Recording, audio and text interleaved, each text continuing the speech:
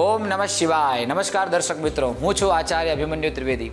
આ શ્રાવણ મહિનાના ચોથા દિવસે શું કરવાથી જીવનની અંદર ધન અને ધાન્યની પ્રાપ્તિ થાય? ઘણા બધા પ્રયત્નો કરી રહ્યા છે પણ ધનની પ્રાપ્તિ નથી થઈ રહી. જેવી મહેનત કરો છો એવું મહેનતાણું તમને નથી મળી રહ્યું. તો દર્શક મિત્રો, ચિંતા કરવાની કોઈ આવશ્યકતા નથી.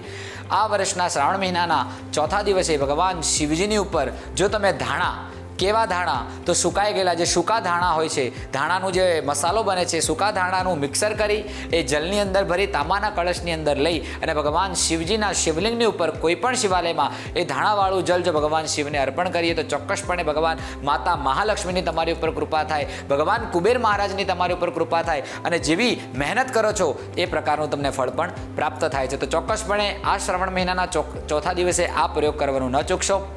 અને આ ચોથા દિવસે કર્ક રાશિવાળાને જો પંચમુખી રુદ્રાક્ષ જો ધારણ કરે આ શ્રાવણ મહિનાની અંદર તો ચોક્કસપણે એમના જીવનની અંદર આવનારી જે તકલીફો છે, જે પરેશાનીઓ છે, એમાંથી ચોક્કસપણે મુક્ત થાય છે. અત્યારે મને રજા આપશો.